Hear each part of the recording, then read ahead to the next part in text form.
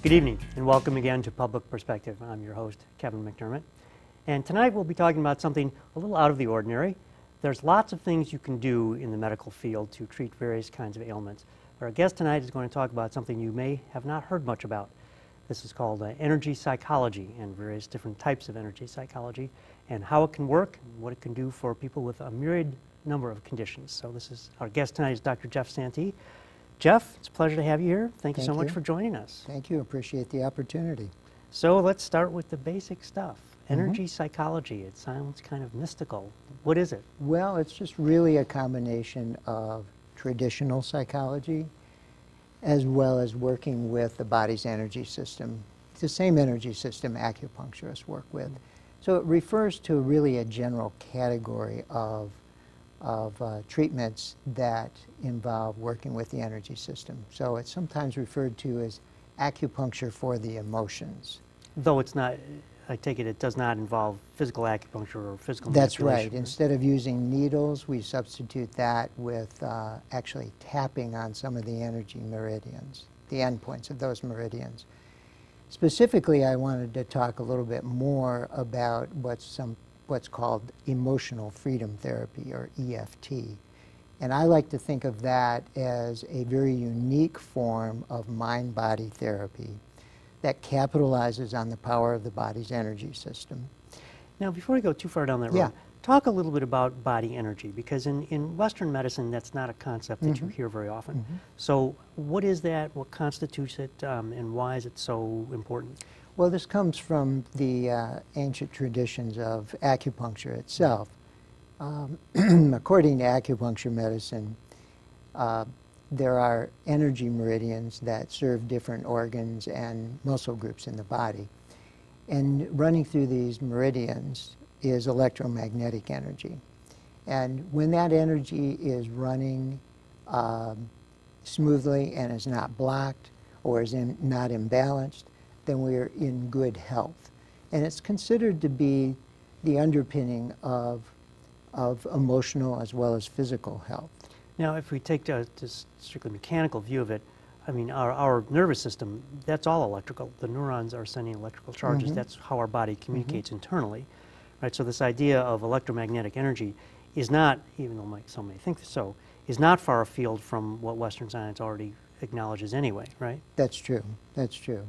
It's a different, you could think of it as a different carrier of energy besides the nervous system. And we think that what happens with acupuncture is that the stimulation of the needles, or in the case of energy psychology, the actual tapping on the endpoints of these energy meridians, introduces energy into the body, and it is quickly connected throughout the body, probably through the connective tissue or the fascia. Now, the connective tissue is not, I'm not a physiologist here, so the connective tissue does not have nerve endings in it, though, right? So that's true. So you how could would think of it more of as a conductive medium. Okay, all right, that makes sense. Yeah. So this energy, this electromagnetic energy, aside from the electrical impulses of the nervous system, can flow through connective tissues the way, to draw the analogy between computers, semiconductor material will transmit electricity. Yeah, I think that's a fair analogy. Fair analogy. So with EFT, or emotional freedom therapy, basically what we're doing is having a person focus on the thing that's troubling them. It may be like a post-traumatic stress reaction, intense anxiety or panic. And as they focus on that, we actually have them tap on the endpoints of some of the major energy meridians. So just a light tap, or what would that? Well, it's got a little bit more energy behind it than that. It might be something to the effect of like that. Okay. Which is, this is the endpoint for the bladder meridian. And would it be repeated like that? Yes. I mean, in a moment I could walk through how we would actually do that, but there are a series of acupuncture points that we actually tap on. They would be the same points that if you were in acupuncture, you would have a needle. Right. Right. With EFT, what we do is they would focus on the thing that's troubling them or bothering them, or that they're having the intense emotional reaction to. And as they're doing that, we would run through a sequence of different meridian points that we tap on. So how would you know, like for example, before the show we were talking about a patient you had treated who had a taxi driver had been in a bad rollover accident. Yeah. And we had tremendous post-traumatic stress from that. Mhm. If the meridians are connected to body parts, so for example the bladder Mhm. point, how would you know, or how do you determine which Where to points, tap? yeah, which ones make sense? Well, actually with EFT, there's just one sequence. You just go through it. You could consider it like what you were doing is actually overhauling the energy system. So when the person is emotionally distressed, there's some kind of disruption in the energy system. So what we do is we tap, it's just a prescribed sequence. Okay. So the technique is really very simple. I think the skill involved is really knowing how to apply it. So if it's, tell me about it, if it's a standard sequence, Mhm. how does that skill enter into the picture? It depends on what you have them focus on, because at the same time that they're doing this tapping sequence, they're really focusing on the issue that is troubling them. And sometimes it takes more of the traditional talk therapy to be able to zero in on what's the best thing to be focusing on. Like, for example, with trauma, someone who's been abused over a period of time, they may be initially emotionally focused on, let's say, anger about the abuse that they experienced. So we would have them focus on that, and usually something very specific about the abuse. And we would run through the sequence perhaps a few different times until that anger became much less intense, near zero. What often happens with trauma then is that there may be other traumas that come to the surface, or other feelings or emotions that come to the surface. So as a clinician, I'm working with them in the context of traditional talk therapy, but using the EFT as a tool. So let's take the case of the Yeah. taxi driver. Yes. Can you walk me through the sequence of events, like how many sessions and how did you delve into it, and how much was derived from the talk therapy, and when did the tapping Yeah. become relevant and useful? Sure. Well, I worked with the gentleman, I think it was 5 sessions. The initial session involved an intake in which I did a thorough evaluation of him as well as the experience that he had. I wanted to know every aspect of what he could remember and what was troubling him about the rollover accident that he had been in. And he was coming in specifically to receive treatment for that because he was unable to drive. He was physically healed, but emotionally he was still very distressed. And when he got in his taxi to drive again, he was experiencing intense panic. So at that initial session, I introduced the concept of the EFT. I believe I also probably introduced diaphragmatic breathing to kind of help him also be able to relax himself a little bit more when he was getting upset or agitated.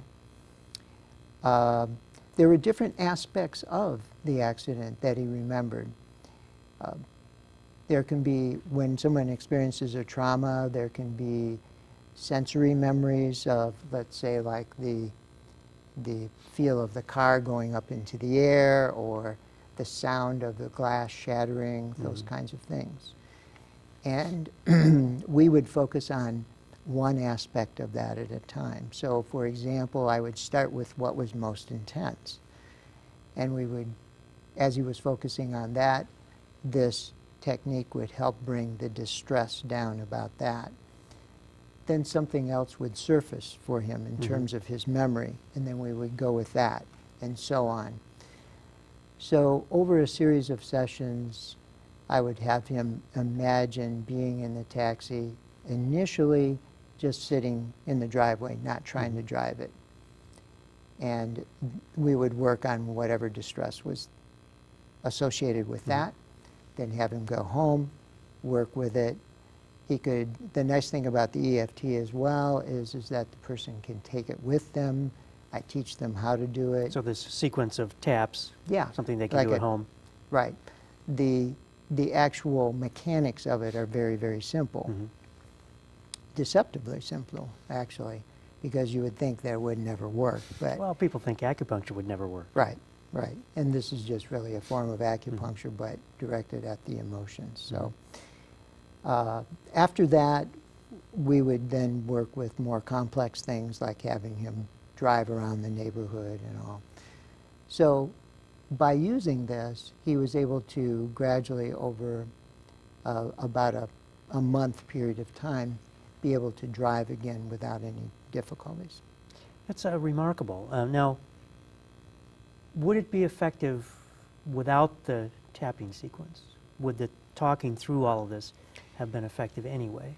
Sometimes, but what we find with trauma in particular, that talk therapy is not necessarily helpful. And in some cases, it can be re-traumatizing. Really? Yes. So this combines the conventional approach of talking to get at what the issues are or the aspects of the trauma are. And then what the tapping essentially does, and there's some research now to support this, there was a study at Harvard in which they looked at the impact of acupuncture on the limbic system, specifically the amygdala and the hippocampus. And they found that it substantially reduced the activity in these two areas. And so that's good, I suppose. that's very good, because typically what happens with trauma is that the amygdala is part of the emotional center of the brain, sometimes referred to or called the limbic system.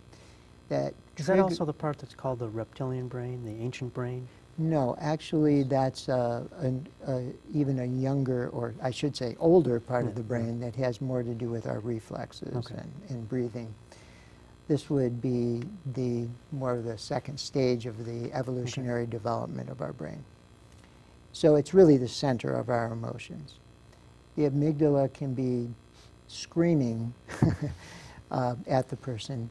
Basically, it signals danger or threat, which sends off a cascade of chemical reactions that create this stress response or panic response in the person. So let me segue a little bit then. You talked about the skill necessary to deliver this kind of therapy. What could go wrong, and what do you have to guard against as you go through this? Well, the nice thing about the EFT is it's really harmless. There aren't really any side effects from it. I suppose the the thing that potentially could go wrong, so to speak, would be to get the person in the state of re-experiencing some of the trauma and then not apply this kind of technique. You were asking me about what are the cautionary things that one needs to watch out for. It's not so much the EFT as it is re-traumatizing the person by having them reimagine it and talk about it. Because we do want to get some of the anxiety and some of the fear up, and for the person to be experiencing that in the session for this to be helpful. Because they have to recognize this is what's going on. That's right. Connect with that so that they can help dispel it, right? That's right. So essentially what we end up seeing is that, and this can happen in a matter of just 1 or 2 times through, is somebody can be remembering something very traumatic and their emotions are very intense in the session. They might start crying or have some other type of experience, and go through this tapping sequence, and then very suddenly they change. And they're able to remember the event.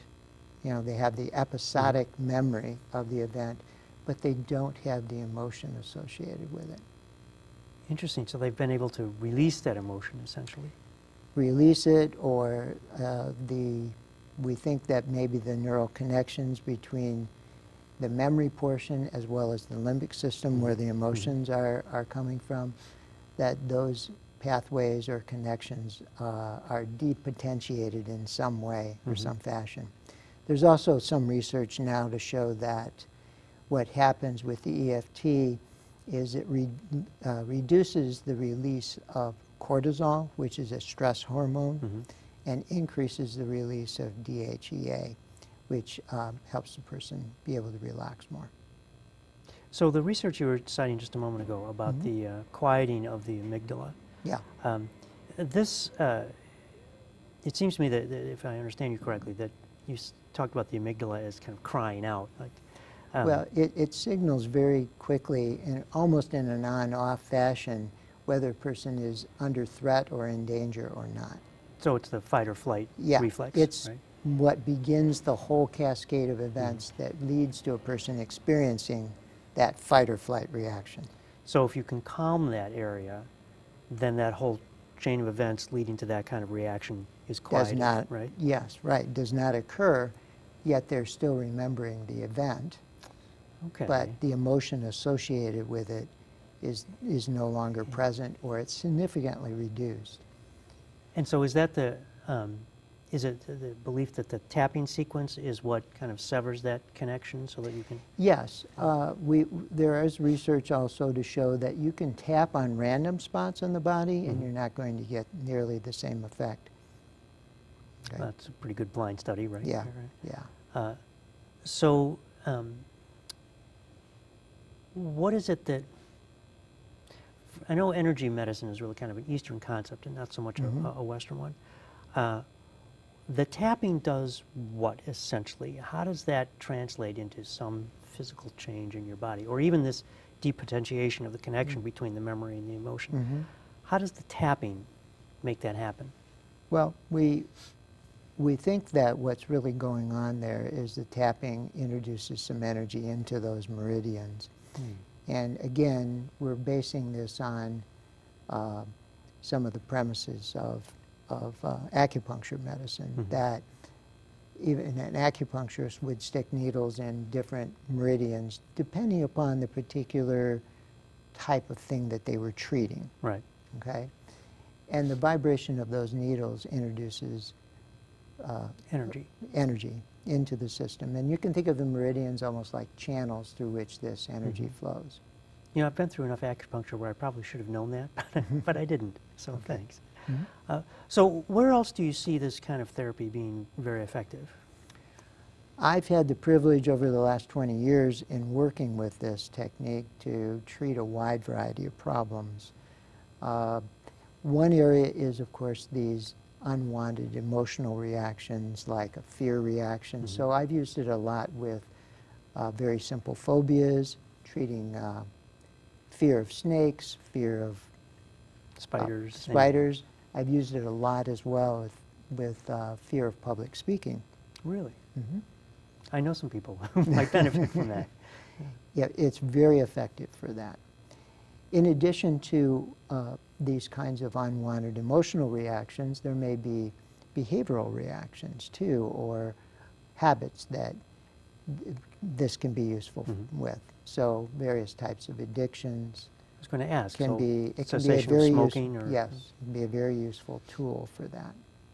So why is this not more widely known if it has this kind of wide range of effectiveness? EFT has been around for about 20 years.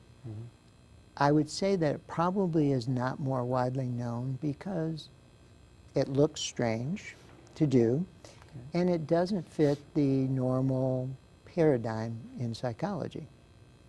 And initially, I think there were a lot of extraordinary claims that were being made that weren't necessarily empirically backed up, but they have been in more recent years backed up with empirical research. We now know that as of at least 2012, there were approximately 20 studies that showed the effectiveness of EFT, and these were randomized control trials. So people were randomly assigned to EFT or some other type of treatment, and the experimenters, as well as the people that were rating the improvement of people that were getting these treatments, weren't aware of which group they were in. So double-blind. Yes, Right. it was basically a double-blind study. And these have consistently shown that the Yes, they have. technique works. Mhm.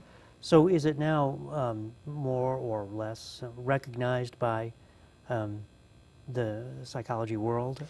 I think it's becoming increasingly more recognized, and with the advent of EFT, which is this very simple sequence, there's been thousands of clinicians as well as other people that are not necessarily clinicians have been trained in the use of it at this point, yes. So do you see this becoming something that's more mainstream? Well, from a very basic question, is it covered by insurance?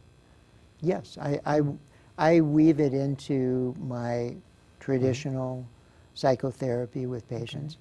I like to really think of it as a very useful tool, and where it's applicable, I use it.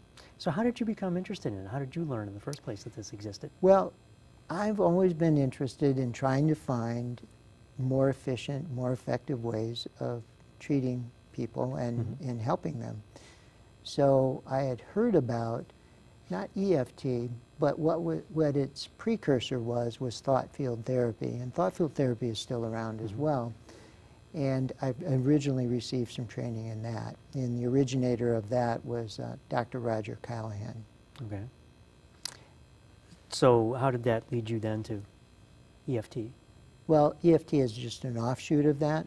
The difference between the two, basically, I'm going to simplify it down to that with thought field therapy, there were different sequences, or tapping sequences, if you will, based on the different types of conditions that were being treated. With EFT, it's just one general sequence.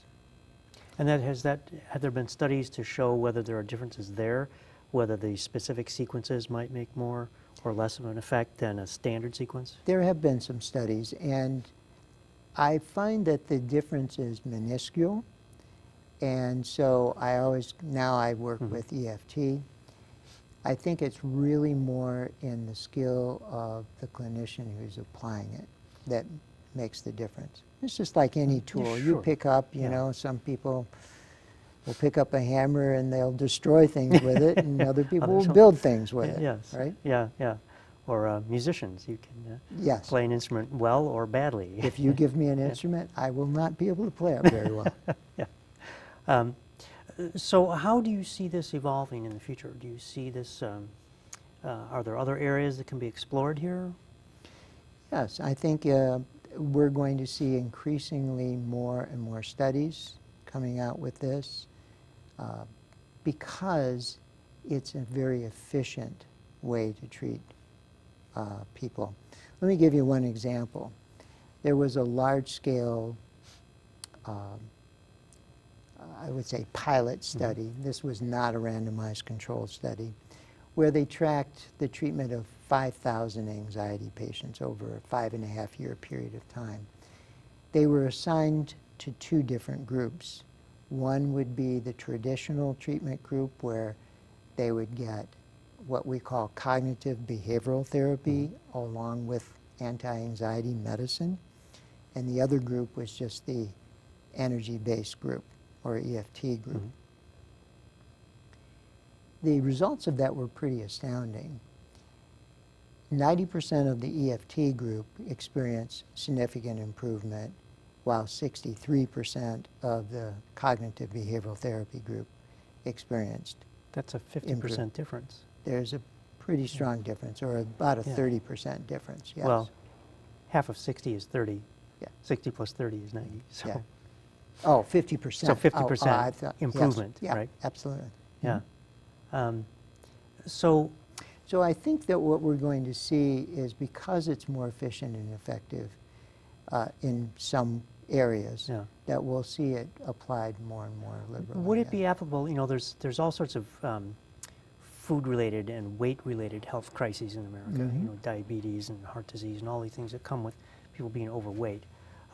Is there, I mean, and we hear a lot about people's emotional connection to food. Yes. So is this an area that is an area that you've looked into? Yes, yes. We And use what it. have you seen?